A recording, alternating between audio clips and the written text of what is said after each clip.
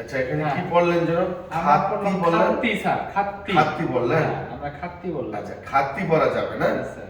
কি পড়তে হবে আমি বলে দিচ্ছি। দেখেন, সে যে পড়ছে খাত্তি, এটা ঠিক আছে, বানানটা হইলো এই, তাহলে এটা খাত্তি হওয়ার কথা।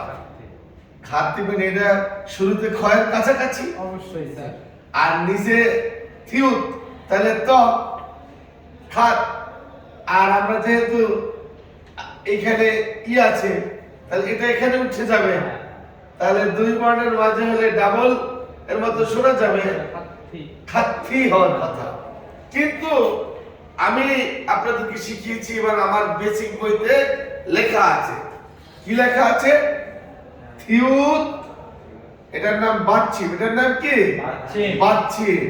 থিউত বাচ্চিম এর পর যদি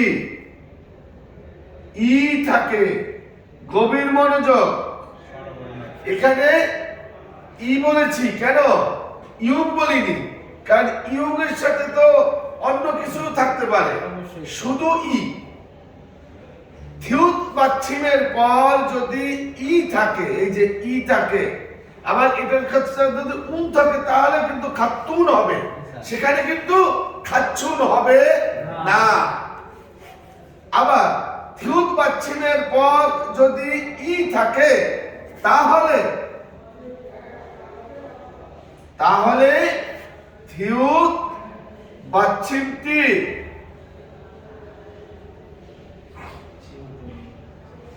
এর স্থানে গিয়ে, এই যে ই, এই যে ই এর ইউগ যে আছে, এই ই থাকলে ইউগের স্থানে গিয়ে ই স্থানে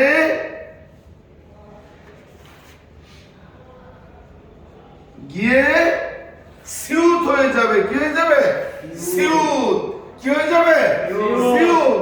তাহলে আমরা যদি লিখি এখানে খাত্তি, খাত্তি লেখার পর থিউটটা ইউগের স্থানে যদি উঠে, এই ইউগের স্থানে যদি সিউত হয়ে যায়, স হয়ে যায়, তাহলে কি হবে? খাচ্ছি।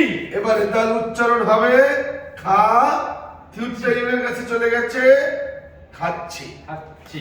আরে সেলো ইয়া কিসের ক্ষেত্রে হবে বলেন? শুধু শুধু ই এর ক্ষেত্রে বলেন, আমার সাথে সাথে সাথে বলুন, সংসেকনিম তারা আছে হো বলেন। থিউত বাচ্চিমের পর থিউত বাচ্চিমের পর যদি ই আসে, তাহলে থিউত বাচ্চিমটি থিউত বাচ্চিমটি ইয়ের স্থানে গিয়ে, অর্থাৎ ইয়ের যে ইউমটা আছে, সেই ইউমটার স্থানে গিয়ে থিউতের উচ্চারণ হবে। তাই থিউত দুই শব্দের মাঝে পড়লে